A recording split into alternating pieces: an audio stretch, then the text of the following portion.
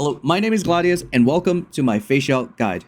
FeiXiao is a wind hunt character that heavily scales on follow-up attacks and attacking frequency to charge up her special ultimate. She's our second character after Acheron to get this special ultimate that doesn't rely on energy. We'll talk about her kit, how to build her to do the most insane damage. Without further ado, let's get right into it.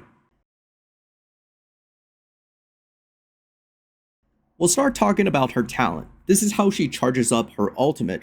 FeiXiao accumulates flying auras, which I'll refer to as charge points. You can store up to 12 charges, but the ultimate only requires 6 to cast. You get 1 charge point for every 2 attacks by an ally, including herself. The only exception is that her own ultimate does not count. The second part of her talent is a follow-up attack that does 110% attack multiplier whenever her teammate attacks a target, which is very easy to trigger. The limiting factor is it resets on FeiXiao's turn at the beginning, which means the faster she goes, the faster the FUA resets. Finally, this FUA buffs her own damage by 60% for 2 turns, which just ends up being a permanent buff. A total of 12 attacking actions across the whole team equates to 1 ultimate. It's a very strong ultimate. Similar to Acheron, this ult has many stages, and there are 7 hits in total, including the final. The damage is divided fairly evenly, with the last hit doing slightly more. The total multiplier ends up to being 700% attack. Her basic attack is nothing special, and using her skill is what you should be aiming for. It does 200% attack, which is double that of the basic, but more importantly, you immediately launch 1 FUA from your talent. This does not consume the 1-turn trigger quota from the talent, and will be completely free, which is awesome for gaining extra charge points and doing so much more damage. When you max out the traces, you get 28% attack, 12% crit rate, and 12.5% defense. And that's not all. The first Ascension trace, you get 3 charge points when the battle starts, which is fair. Every unit should start with half their ult cost at the beginning of the battle. And when you start the battle with her awesome technique, you get 1 more, starting every fight being charged up 4 out of 6 already. Second Ascension, FeiXiao's ult is now considered follow-up attack, and all her FUA crit damage is increased by 36%. Now her damage profile is mostly FUAs, building her will be straightforward. Third Ascension is yet another self-buff of 48% attack for 3 turns whenever she uses a skill, which she always does. Not only does FeiXiao have high multipliers on her abilities, but she has an unprecedented level of self-buffs, which aren't even conditional and end up just being permanent buffs. Trace priority will be ult equals talent over skill. An example of endgame trace level is 10 for both ultimate and the talent, 9 for the skill, and 1 for basic attack.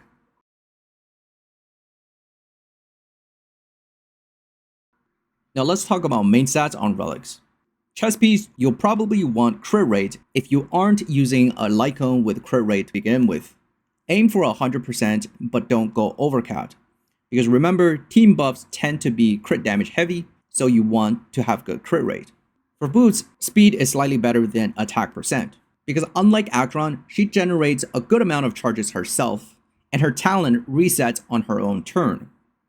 And remember, follow-up attack teams tend to be symbiotic in nature, whereas the attack frequency of one person affects the attack frequency of her teammates. For Sphere, wind damage is likely to be the best option for most builds. Attack percent can come close to wind damage, especially when you're playing a Lycone with damage percent on it like Swordplay. For Rope, attack percent is really the only option you have that improves her damage.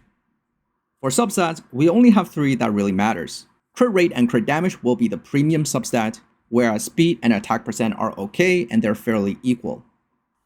Now let's talk about Relic stat bonuses, starting with the outer 4-piece.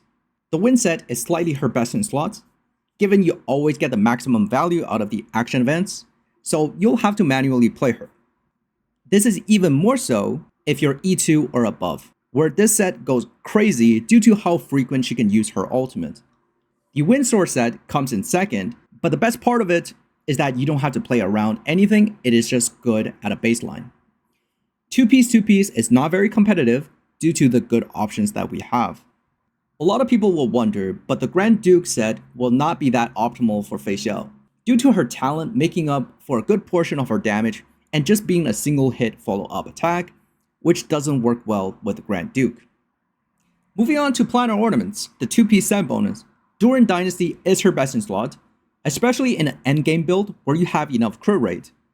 Salsado, on the other hand, makes it very easy to build with 8% crit rate, and I know a lot of people already have this farmed up. Me personally, I'm using this set. Izumo is surprisingly good if you're planning to play another Hun character alongside FeiXiao, which a lot of her best teams do have. It does limit your options to play a hypercarry FeiXiao where you want only supports. This set will not work. And finally, the honorable mention will be Glamoth. If you actually reach the 160 speed threshold on FeiXiao, which is quite possible, this set is very competitive.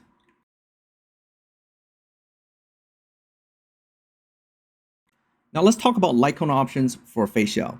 Unfortunately, you can't just slap on a random 4-star Lycone and expect her to do well. But fortunately, she has two really good options that is very accessible even as free-to-play. You have Cruising to the Stellar Sea, and you have Swordplay at higher superimpositions. Both are performing very well on FeiXiao. These two Lycones are so good on FeiXiao that the only better Lycones are limited 5-star Lycones of other characters and her own signature, all of which aren't even that much better. What happens with her signature is it puts a lot of emphasis on her own ultimate damage, which doesn't get a huge profile unless you start getting her Eidolons as well. If you're pulling for more copies of FeiXiao, especially after reaching E2, this is the point where I'd say you can consider the signature Lycone, because at this point, her damage profile will be more heavily weighed into the ultimate, making the signature Lycone worth it. Long story short, for most players out there, including me personally, we'll be better off sticking with Cruising of the Stellar Sea or Swordplay at higher superimpositions.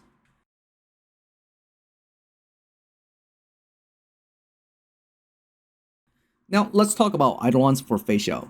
She has really good Eidolons, either early or even late Eidolons, to a point where she has unprecedented levels of gains from E1 to E6.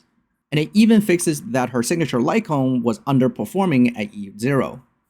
Now if you hear that, you might think, oh, she's not a free-to-play friendly character at E0, but that's not the case. She's quite complete and is very competitive compared to other E0 characters. The problem is, if you do care about investing into higher Eidolons, this is a blatant power creep. But if you're a FeiXiao main and wanted to pull more copies of her anyways, this is actually good news. Her E2 is absolutely insane, and at that point, you can consider pulling for the signature Lycone as well. But for average Joes out there, like me personally, getting one copy of her and using a free-to-play Lycone will be the way to go.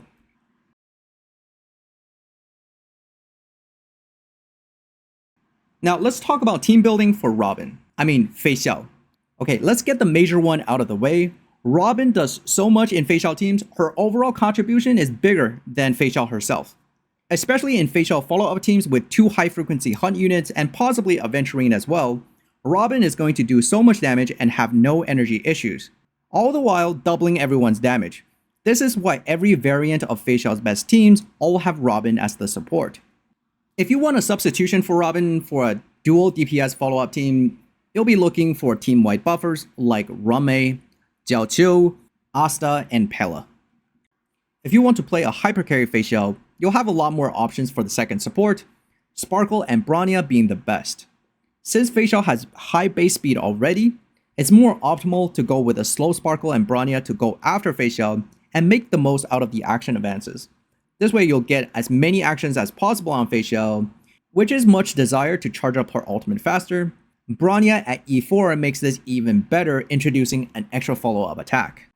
But hypercarry teams aside, the most cookie-cutter way to play FeiXiao is to actually have another high-frequency attacker played alongside her for maximum amount of ult charges. This is especially potent if you have Robin that essentially double everyone's damage. Sorry, it's hard to talk about FeiXiao without talking about Robin. This time around though, for the second DPS, we don't care how many targets they hit like we did with Jade, we just care about their attack frequency. These characters tend to be follow-up attacking hunt units.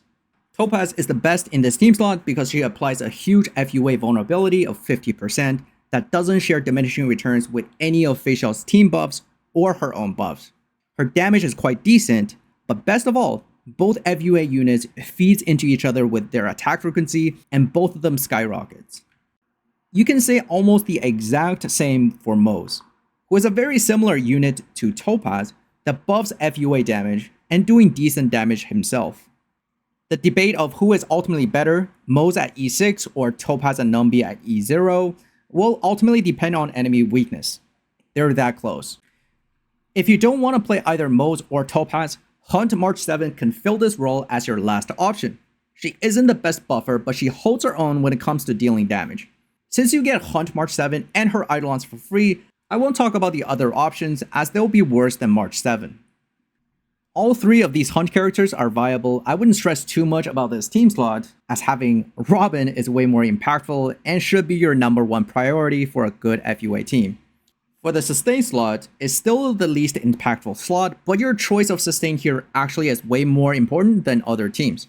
High attacking frequency sustain characters are a cheat code for FeiXiao teams. Ranked in order will be Aventurine, Gallagher with multiplication Lycone, and Lingsha.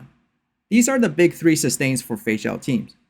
Luocha will get an honorable mention here, having okay attacking frequency, but more importantly, he generates a good amount of skill points, which will be useful for double action Bronya teams or skill point heavy follow-up teams.